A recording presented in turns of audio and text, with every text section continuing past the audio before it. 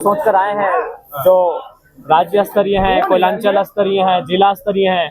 और paper leak का मामला बिल्कुल जघन्य अपराध है।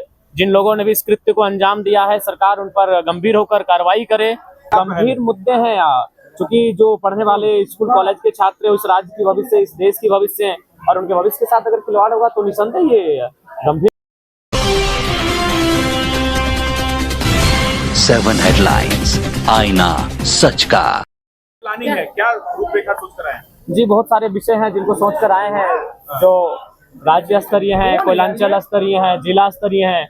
और जैसे ही हमें अवसर मिलेगा उन विषयों पर वार्तालाप होगी, उन विषयों पर चर्चा होगी और उन समस्याओं का निदान करने के लिए सरकार पर प्रेशर बनेगा। पेपर लीक का मामला किस तरीके से? देखिए करिश्मा जी, पेपर लीक का मामला बिल्कुल जघन्य अपराध है।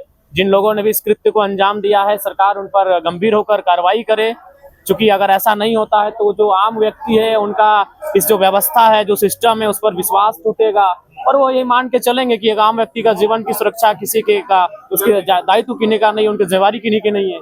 मैया समान योजना की राशि जो है वो नहीं। जी बिल्कुल, क्या स्टैंड है, क्या गंभीर मुद्दे हैं यार, क्योंकि जो पढ़ने वाले स्कूल कॉलेज के छात्र उस राज्य की भविष्य, इस देश की भविष्य है, और उनके भविष्य के साथ अगर खिलवाड़ होगा तो निसंदेह ये गंभीर मुद्दे हैं। इन पर गंभीर चर्चाएं होनी चाहिए और उसका निष्पादन होना चाहिए। स्ट्रैटेजी के साथ पहुंचा है, आपकी क्या स्ट्रैटेजी है? देखिए, हमारी स्ट्रेटजी यही है कि बजट सत्र के माध्यम से इस राज्य को एक ऐसा बजट मिले जिसकी राज्य कल्पना कर रहा है, जो हमारे जो वीर शहीद हैं उनके सपनों को साकार होता हुआ देख सके इस राज्य को। उस दिशा में इस राज्य का बजट पारित होना चाहिए। जेपीएससी अध्यक्ष पद अब तक खाली है, अब तक क्यों नहीं सरकार को मिल पा रहा है?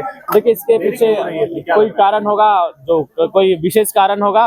आशा करते हैं कि सदन जब चलेगा तो जेपीएससी अध्यक्ष की भरपाई की मांग उठेगी सदन में। लेकिन जो युवा वो कह रहे हैं कि जयराम जी अब इन मुद्दों पर बहुत सुस्त हो गए हैं। देखिए, सुस्त का सवाल नहीं, हमारा घर धनबाद पड़ता है, आंदोलन रांची में होता है। इसीलिए देखिए, आंदोलन में जब भी हुआ है तो रांची को हम लोग अपने रांची के साथियों के हवाले छोड़े कि यहाँ के आंदोलन को देखभाल करेंगे, उपस्थिति देंगे और उनको उनका सहयोग करेंगे।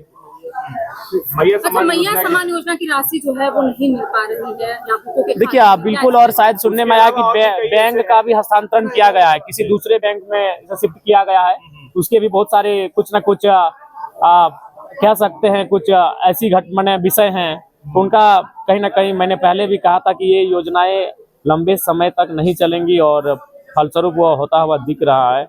मैंने पहले भी इसका सजेशन दिया था। जयराम जी, फिर एक बार आप चर्चा में आ गए हैं। पिछला जब आप विशेष सत्र चल रहा था तो आपने मंच कहा था कि मैं दिए नहीं लूंगा। मैंने ये कहा था, बिल्कुल आप कंट्रोवर्सी में आ गए हैं। नहीं, कंट्रोवर्सी को क्या जवाब आलोचकों के लिए आप के लिए स्कॉर्पियो नहीं, हम फिर कह रहे हैं, हम नहीं, पहले मेरी बात सुनिए। हाँ बोलिए।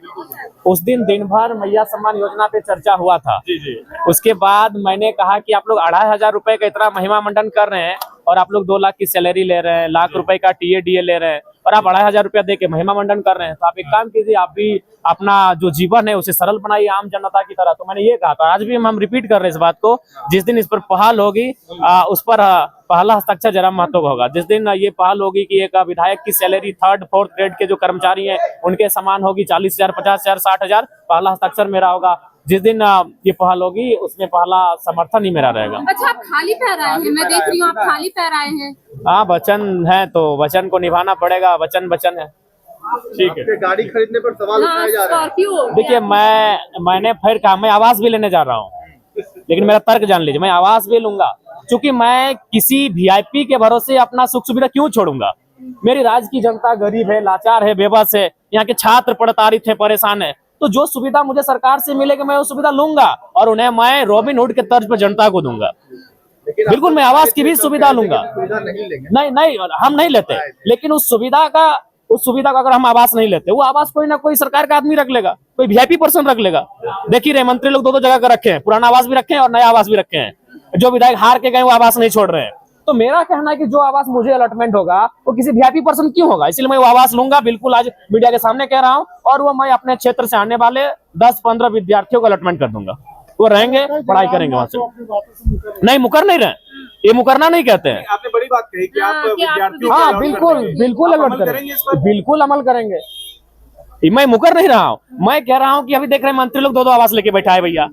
उनको कोई कमी है, उनको कोई कमी है, इतनी सुख सुविधा है, तो मैं अगर आवास ना लूं तो किसी के हिस्से में चला जाएगा और किसी राजा के हिस्से में जाएगा, जबकि हमारी जनता गरीब है। तो मैं लेकर स्टूडेंट के बीच लेके जाऊंगा। आप आए तो इंटरव्यू लेने मेरे आवास में आ जाए। धन्यवाद।